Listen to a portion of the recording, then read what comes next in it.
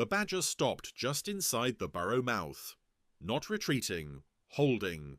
His body filled the entrance completely, shoulders braced against packed earth, claws dug lightly into soil he knew by texture alone. Outside, night lay still, cool and quiet, the slope falling away into grass and hedgerow that had fed him for years. Nothing moved. That was not unusual. What unsettled him was the absence of information, not silence, but delay. The badger lifted his head slightly and drew in air through his nose. Earth came first, then grass, then nothing else. No fox, no dog, no human. Too clean. Scent usually arrived before sound. Air carried warning ahead of movement, especially at night, when temperature held smells close to the ground and funneled them downhill toward burrow entrances. Tonight, the air felt washed or interrupted. He waited, holding the burrow mouth mattered. Retreating deeper would remove his vantage. Emerging fully would commit him to ground without confirmation. This position allowed both. He inhaled again. Still nothing. The badger's whiskers brushed the tunnel wall as he shifted his weight slightly, adjusting stance without stepping forward. The soil responded immediately, crumbling softly, familiar, honest. Outside, the grass did not speak yet. Wind was light but present, just enough to carry scent normally. The delay made no sense unless something had altered airflow beyond the slope, blocked it, redirected it, or moved through recently enough to strip layers clean. The badger waited longer. Patience here was not passivity, it was measurement. Then it came. Late. A thin trace, arriving out of order. Human, old oil. Faint metal. Dry fabric. Not strong. Not fresh. But real. The badger froze completely. This was wrong. If humans had been close, their scent should have reached him minutes earlier. It should have layered in gradually, not appeared suddenly in fragments. Something had disrupted the flow. Perhaps a vehicle had passed nearby and stopped. Perhaps someone stood still upwind, waiting. Perhaps the ground itself had been altered, cut, compacted, reshaped to change how air moved. The badger did not advance. He did not retreat. He held. The burrow behind him breathed slowly, its deeper tunnels cool and steady, offering safety but no information. Outside, the slope remained unreadable. The scent strengthened slightly, then faded again. Not approaching, not leaving. Suspended. This was dangerous. Badgers relied on timing more than sight. Knowing when something arrived mattered as much as knowing what it was. Late scent meant timing had been broken.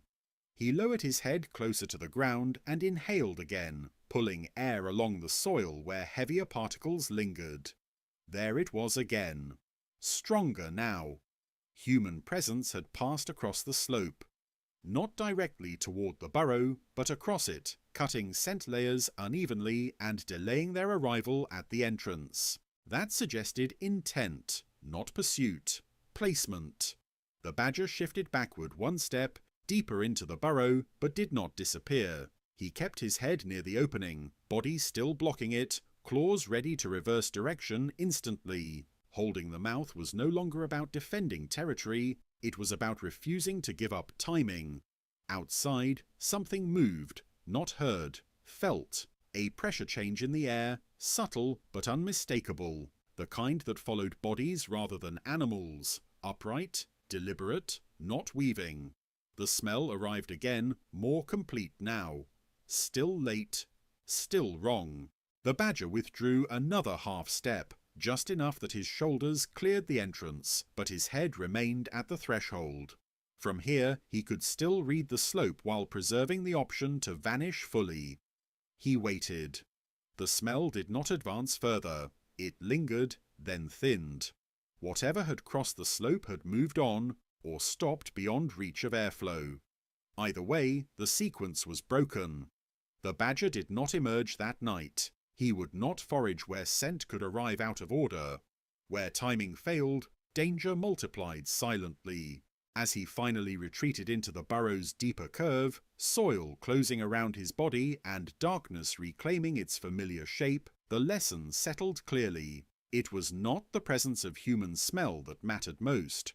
It was the delay, the disruption of sequence, the fact that warning had arrived late enough to prove that something had interfered with the land's normal way of speaking. Above him, the slope lay quiet again. But the air no longer told its stories in the right order, and that was reason enough to stay underground until it did. The badger waited until the night shifted. Not time, conditions. Air cooled another fraction, enough to change how scent travelled.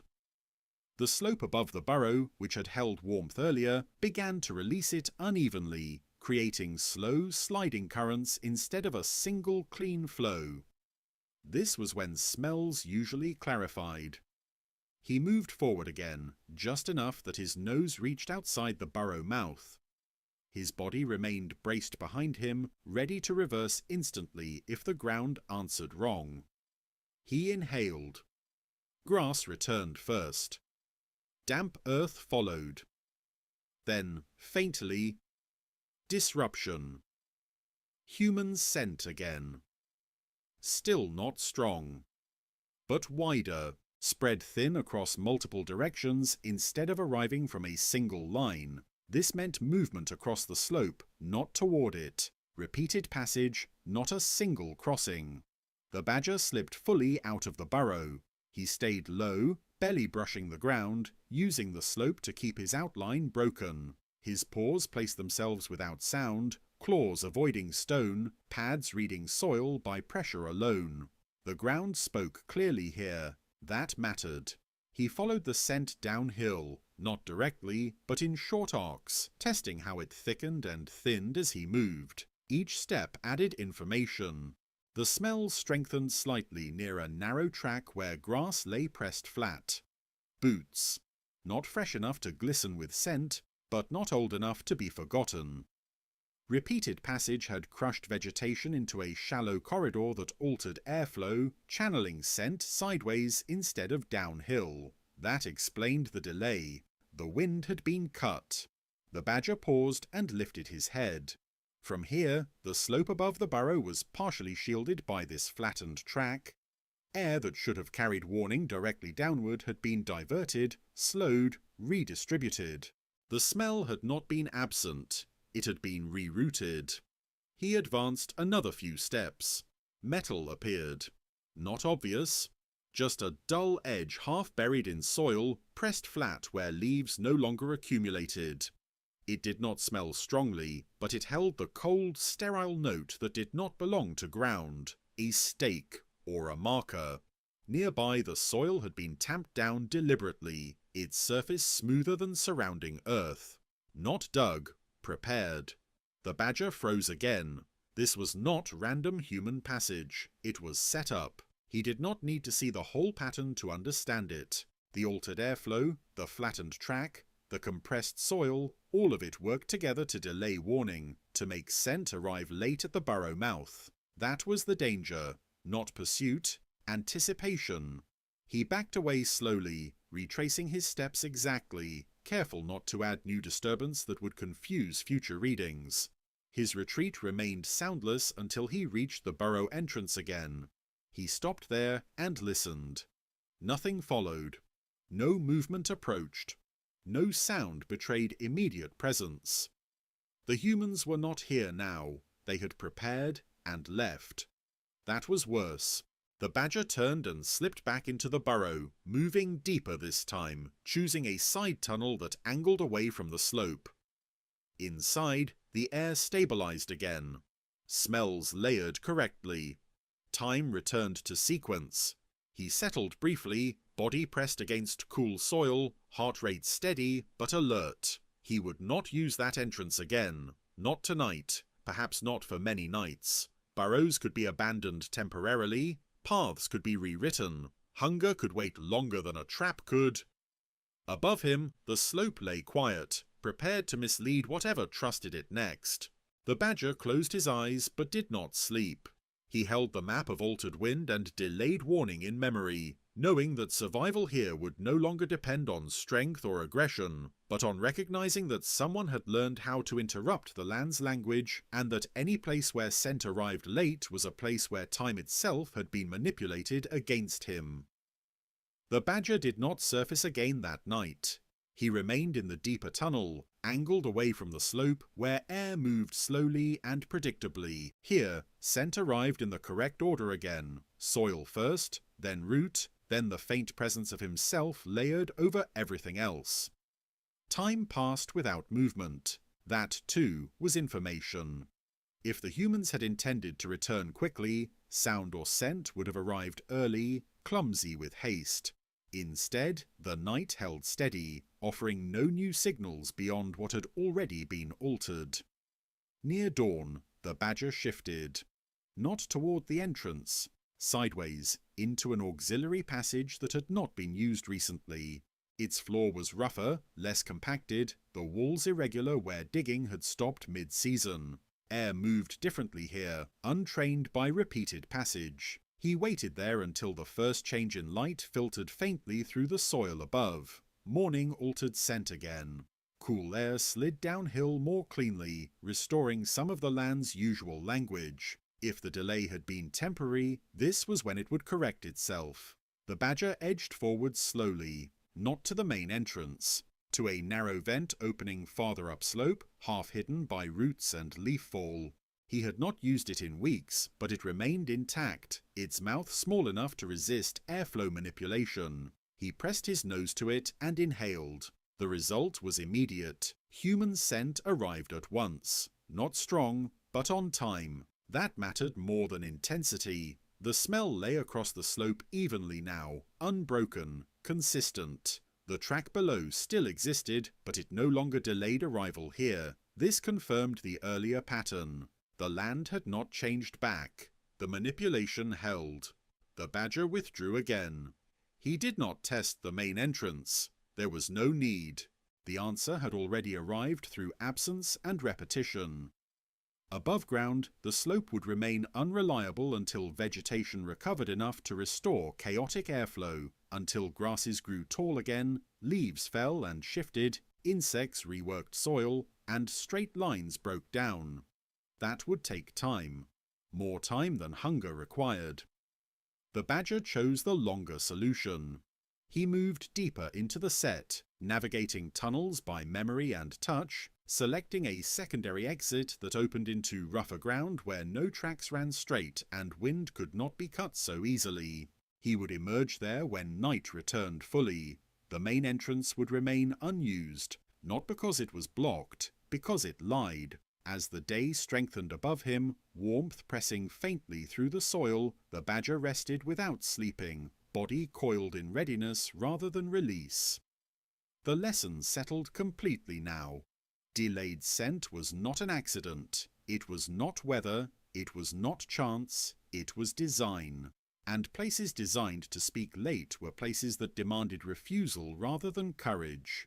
The badger waited until darkness returned, then left the set by another path, carrying with him the certainty that survival sometimes depended not on confronting what was placed in front of you, but on recognizing when the land itself had been taught to mislead and choosing not to answer when it called out of sequence. The badger emerged far from the old entrance. The secondary exit opened beneath a tangle of roots on uneven ground where soil had never been pressed flat and scent never travelled cleanly. Here, wind broke itself against small rises and fallen branches, scattering information instead of channeling it. The ground spoke immediately. Leaves cracked, soil shifted, insects moved and announced themselves. Everything arrived in the correct order. The badger paused just outside the opening, letting the night layer itself around him. He inhaled deeply, not searching for danger now, but confirming orientation. Smells arrived whole: earth, vegetation, distant animals. None delayed, none fragmented. This place had not been prepared. That was enough. He moved off at a steady pace, not toward feeding grounds he had used before, but along a wider arc that kept distance between himself and the slope above the abandoned burrow. Hunger pressed, but it did not dictate direction. He would feed where timing still worked. Behind him, the main entrance remained empty. It would continue to breathe cool air into the hill, continue to look usable, continue to wait for something that trusted it. Over time, grasses might grow back along the flattened track, wind patterns might recover, the delay might fade, or it might not. The badger did not plan around hope. He moved through hedgerow and ditch where ground was irregular and human lines broke apart quickly. Here, even deliberate preparation unravelled. Scent arrived early again, sometimes too early, layered with false leads. But false leads were safer than delayed truth. He fed briefly near an old oak, rooting shallowly where soil resisted, and responded honestly. Food was scarce, but confirmation was abundant. Each movement registered. Each breath carried full information. Later, he rested in cover not his own, a shallow depression under thorn where no tunnel marked permanence. It would do for now. The night passed without incident. No sound followed him. No scent cut him off. Nothing arrived late. By morning, he was already settled into a new rhythm, one that did not include the old burrow mouth or the slope that had been altered to lie. He would return there only when the land corrected itself, when wind moved freely again, when straight tracks broke down, when scent regained its proper order. Until then, the set was not lost. It was set aside. The badger lay still as dawn light filtered weakly through leaves, body relaxed but ready, breath slow and complete. The danger had not been faced, it had been bypassed, and in that choice, quiet, unrecorded, invisible to those who had prepared the slope, the badger secured what mattered most, not territory, not habit, but the continued ability to trust the land when it spoke and to leave when it learned to speak too late.